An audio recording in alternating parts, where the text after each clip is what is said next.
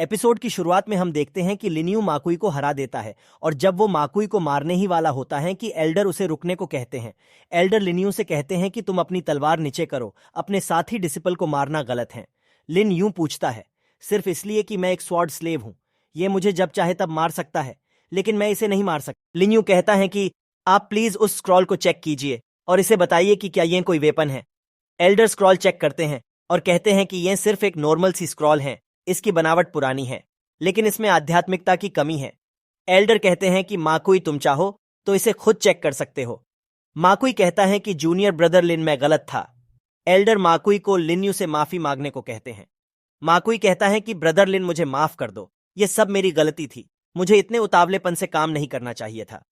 Elder कहते हैं कि माकुई पहले ही माफी मांग चुका है, अब उसे माफ कर दो, आखिरकार तुम सब भाई हो। लिन्यू कहता है कि मैं इसे तभी माफ करूंगा जब यह मेरे सामने घुटने टेक कर मुझसे माफी मांगेगा। एल्डर लिन्यू से कहते हैं कि हमें दूसरों को माफ करना आना चाहिए और तुम्हें उसे माफ कर देना चाहिए। लिन्यू कहता है कि इसी ने मुझे पहले उकसाया है और अब मैं बस न्याय चाहता हूं। वहां डिसिपल्स भी बात करने लगते हैं कि यह सही है, लिन्यू ने कोई गलती नहीं की है और माकुई ने ही उसे पहले उकसाया, इसलिए अब उसे माफी मांगनी चाहिए। यह सब सुनकर माकुई भी आखिरकार घुटने टेक ही देता है और यह देखकर कि माकुई ने घुटने टेक दिए, लिन्यू वहां से चला जाता है। एल्डर माकुई से कहते हैं कि तुम्हें शर्म आनी चाहिए और उसे वहां से चले जाने को कहते हैं। माकुई भी वहां से जल्दी से भाग जाता है। एल्डर वहां डिसिपल्स से कहते हैं कि ग्रुप स्टेज खत्म हो गया है और जो भी सेलेक्ट नहीं हुआ है उसे निराश होने की जरूरत नहीं है, तुम लोग बस पूरे लगन से कल्टीवेशन करो और जो लोग सेलेक्ट हो गए हैं उन्हें भी आलसी नहीं होना है, क्योंकि अगले 15 दिनों में तुम्हारा टेस्ट है। और ऐसा कहने के बाद वो वहां से चले जाते हैं। सीन चेंज होता है और हमें दिखाया जाता है कि लिन्यू अपना प्रैक्टिस कर रहा होता है कि तभी एक डिसिपल आता है और उसके मार्शल आर्ट की तारीफ करता है। लिन्यू उससे पूछता है कि तुम यहाँ क्यों आए हो। वो बताता है कि मैं यहाँ तुम्हें यह लेटर देने आया हूँ, शायद उसे तुम्हारा एड्रेस नहीं पता था, इसलिए उसने लेटर मेरे पास भेज दिया। वो पूछता है कि कहीं यह कोई लव लेटर तो नहीं, लेकिन लिन्यू कहता है नहीं, यह मुझे मेरे दोस्त ने भेजा है। और फिर वो उसे कहता है कि चलो मेरे साथ, मैं तुम्हें ऑक्शन में लेकर चलता हूँ, और फिर दोनों साथ में निकल जाते हैं। सीन फिर से चेंज होता है और हमें दिखाया जाता है कि लाओडोंग पीछे से आता है और पूछता है कि कहीं मैं लेट तो नहीं हूं। लिन्यू कहता है कि नहीं, तुम लेट नहीं हो, तुम बिल्कुल सही समय पर आए हो। फिर दोनों साथ में बैठ जाते हैं और एक दूसरे से बातें करने लगते हैं। लाओडोंग कहता है तुम इतनी दूर तक पैदल चल के आए हो, तुम सच में बहुत मेहनती हो, शायद इसलिए तुम इतनी जल्दी कल्टीवेशन कर रहे हो। लिन्यू कहता है कि मैं मजबूर हूं, क्योंकि इस दुनिया में सिर्फ ताकत की रिस्पेक्ट है, और भले ही अब मैं एक आउटर सेक्ट डिसिपल बन गया हूं, लेकिन मैं अभी भी अपने स्वॉर्ड स्लेव की पहचान से आजाद नहीं हो पाया हूं, और इसलिए मुझे अपनी ताकत बढ़ाने की जरूरत है। लाओडोंग कहता है कि चलो इन बुरी चीजों की बात नहीं करते, तुम मुझे यह बताओ कि तुम ऑक्शन में क्या करने वाले हो। लिन्यू कहते हैं कि सेक्ट का टास्क कंप्लीट करते समय मुझे ब्लड फ्लेम बोन मिला और अब मैं उसे कुछ रिसोर्सेज के बदले वाम्बाओ पवेलियन से एक्सचेंज करना चाहता हूं। यह सुनकर लाओडोंग चौंक जाता है कि उसके पास ब्लड फ्लेम बोन है और उसे बताता है कि ब्लड फ्लेम बोन बहुत कीमती है और यह तब तक नहीं मिल सकता जब तक कि ब्लड स्नेक को एक हिट में ना मार सको। अगर एक सेकंड भी लेट हो गया तो ब्लड और बोन अलग हो जाएगा, इसलिए ब्लड फ्लेम बोन बहुत कीमती है। यह सुनकर लिन्यू चौंक जाता है और कहता है कि मुझे अफसोस है कि आखिरी वाले ब्लड स्नेक को उन 2 बेवकूफों ने मारा और इसलिए मेरे पास सिर्फ 9 ब्लड फ्लेम बोन है। यह सुनकर लाओडोंग चौंक जाता है कि उसके पास 9 ब्लड फ्लेम बोन है और उससे उसे पूछता है कि तुमने उन सब का क्या किया। लिन्यू बताता है कि मैंने ये ट्रेजर पवेलियन के मास्टर टोंग को दे दिया है। लाओडोंग पूछता है कि क्या तुमने सारा मास्टर टोंग को दे दिया, फिर तो तुम्हारे पास बहुत पैसा होगा। लिन्यू बताता है कि उसने अभी सिर्फ 4 ही मास्टर टोंग को ऑक्शन के लिए दिया है और बाकी का ऑक्शन खत्म होने के बाद देगा। कुछ और देर बातें करने के बाद लाओडोंग चला जाता है।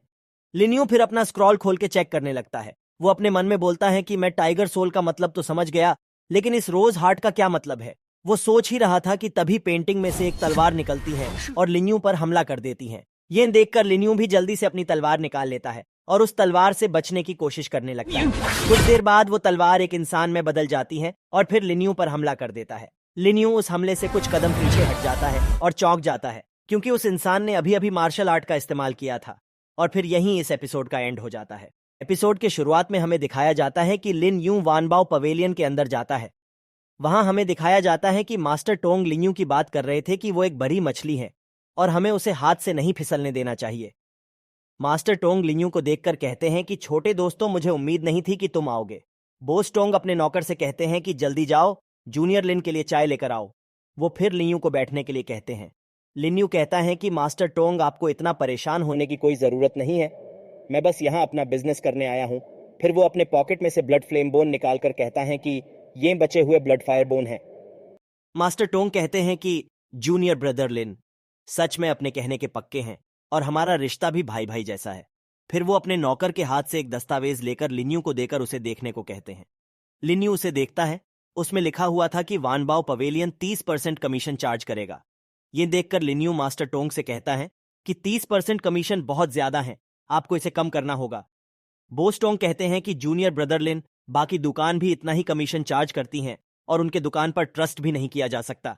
ये सुनकर लिन्यू कहता है कि अगर ऐसा है तो फिर मुझे मेरे वो 4 ब्लड फायर बोन लौटा दीजिए। मास्टर टोंग कहते हैं कि जूनियर ब्रदर लिन, जहां तक मेरा ख्याल है ब्लड फायर बोन आपके किसी काम का नहीं है, आप इसे हमें बेचने क्यों नहीं देते। लिन्यू कहता कि ब्लड फ्लेम बोन इतना कीमती है, क्या मुझे अभी भी इसे बेचना मुश्किल होगा। यह सुनकर मास्टर टोंग कहते हैं कि जूनियर ब्रदर लिन, मैं आपको अपने भाई जैसा मानता हूं, इसलिए मैं 20% कमीशन में आपका ब्लड फ्लेम बोन बेचने को तैयार हूं। वो कहते हैं कि जूनियर ब्रदर लिन, हमारा वानबाओ पवेलियन कभी कभार ही छुट देता है। लिन यूं कहता है कि लगता है ये ब्लड फ्लेम बोन मेरे सोच से भी ज्यादा कीमती है। मास्टर टोंग कहते हैं कि जूनियर लिन सच में समझदार है। ब्लड फ्लेम बोन का इस्तेमाल मिस्टीरियस लेवल के आर्मर को बनाने में किया जाता है। इसे खरीदने के लिए मैं पहले ही अपना बहुत पैसा खर्च कर चुका हूं और इसे बेचकर भी मेरा सिर्फ 10% ही प्रॉफिट होगा। यह सुनकर लिन्यू कहता है कि मास्टर टोंग, क्या आपने कभी एडवर्टाइजमेंट के बारे में सुना है। लिन्यू समझाता है कि अगर हम यह खबर फैला दे कि हमारे पास ब्लड फ्लेम बोन है तो इसे खरीदने के लिए बहुत से सेक्ट आएंगे और वो खुद ही हमारे लिए हमारी चीजों का प्राइस बढ़ा देंगे और हमारा फायदा करवा देंगे। बोस्टोंग तुरंत समझ गए कि लिन्यू का क्या मतलब है और कहा कि यह सच में बहुत बुरा है कि ब्रदर लिन बिजनेस में नहीं है। फिर सीन चेंज होता है और हमें दिखाया जाता है कि लाओडोंग वानबाओ पवेलियन के बाहर गार्ड से उसे अंदर जाने को कहता है, लेकिन वो लोग उसे अंदर नहीं जाने देते। तभी लिन्यू वानबाओ पवेलियन से बाहर आता है और लाओडोंग ये देखकर उसे बुलाता है। लिन्यू को देखकर सारे गार्ड्स उसे सैल्यूट करते हैं।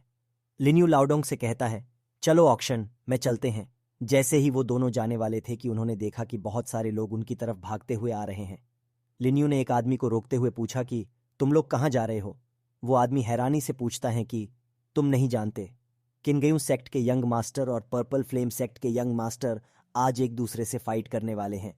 यह सुनकर लाओडोंग भी कहता है, वाह, चलो चल के देखते हैं। सीन चेंज होता है और हमें दिखाया जाता है कि दोनों यंग सेक्ट मास्टर एक दूसरे को देख रहे हैं। लुओन यूफेई कहता है कि तुम आ गए। ज्यूक्यू कहता है कि हाँ, और आज तुम हारने वाले हो। आज मैं सिर्फ यह चेक करने आया हूं कि तुम्हें हराने के लिए मुझे कितने मूव्स की जरूरत है। लुओन यूफेई कहते हैं कि इतना अति आत्मविश्वासी होना अच्छी बात नहीं।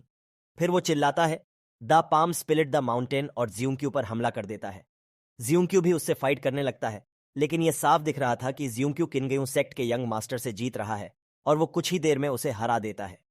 लुओन यूफेई ज्यूक्यू से कहता है कि तुम 5th लेवल ऑफ मार्शल रील्म में पहुंच गए हो। ज्यूक्यू कहता है, हाँ, और अब मुझे तुम्हें हराने के लिए बस 10 मूव की जरूरत है और अब 4 सेक्ट कंपटीशन में सिर्फ सुजियाओ ही मेरी ओपोनेंट है। और यह कहकर वो वहां से चला जाता है। आसपास के किनगेयू सेक्ट के मेंबर्स लुओन यूफेई के पास आकर उसके चोटों के बारे में पूछने लगते हैं। लुओन यूफेई कहता है कि मैं ठीक हूं, और फिर लिन्यू से कहते हैं कि मैं 4 सेक्ट कंपटीशन में तुम्हारे परफॉर्मेंस का इंतजार कर रहा हूं, और इतना कहकर वो चले जाते हैं। लिन्यू खुद से कहता है कि जल्दी ही मैं भी इतना ही ताकतवर बनूंगा, और फिर वो लाओडोंग के साथ ऑक्शन के लिए निकल जाता है। सीन फिर से चेंज होता है और हमें ऑक्शन की जगह दिखाई जाती है। वहां लोग बैठकर बातें कर रहे थे कि ये आखिरकार शुरू हो रहा है, और मैंने सुना है कि इस बार ये लोग ब्लड फ्लेम बोन भी बेच रहे हैं। सब लोग वहां ऑक्शन में ब्लड फ्लेम बोन की बात कर रहे थे। वहां लिन्यू लाओडोंग से कह रहा होता है कि मास्टर टोंग ने इतनी जल्दी सारी बात फैला भी दी और उन्होंने मुझे एक वीआईपी कार्ड भी दिलवाया है। कुछ देर बाद एक बूढ़ा आता है और कहता है, यंग मास्टर लिन, ये आपका प्राइवेट स्पेस है और अगर आपको मेरी किसी मदद की जरूरत हो तो आप मुझे कभी भी बुला सकते हैं। लिन्यू कहता है कि ठीक है, तुम जा सकते हैं। यह सुनकर बूढ़ा बाहर जा रहा होता है कि तभी लिन्यू उसे रोकते हुए पूछता है कि क्या मैं अभी कुछ नीलामी के लिए भेज सकता हूं। बूढ़ा कहता है कि कोई भी बीच में कुछ भी नीलामी के लिए नहीं दे सकता, लेकिन आप अलग हैं क्योंकि आपके पास वीआईपी कार्ड है, इसलिए आप ऐसा कर सकते हैं। यह सुनकर लिन्यू ने एक हॉर्न निकलते हुए पूछता है कि मुझे नहीं पता कि इसके लिए कितना मिल सकता है। बूढ़ा हॉर्न देखकर चौंक गया क्योंकि यह गोल्डन बुल ट्राइब के चीफ का हॉर्न था, और फिर उसे चेक करने लगता है। लाओडोंग लिन यूं से पूछने लगता है कि तुम्हें ये कहाँ से मिला। लिन यूं पूछता है कि मतलब इसे बेचा जा सकता है तो फिर आप इसे भेज दीजिए। बूढ़ा हॉर्न को लेकर चला जाता है। लाओडोंग कहने लगता है कि तुम्हें मुझे अगली बार से शिकार पर ले जाना होगा। लिन यूं मुस्कुराते हुए कहता है कि मैं बस जरा सा लकी था। और फिर वो दोनों ऑक्शन देखने चले जाते हैं। वहां लाल कपड़ेडो में एक औरत कहती है कि इस सामान की शुरुआती कीमत 500 स्पिरिट स्टोन है। और यहीं पर ये एपिसोड खत्म हो जाता है।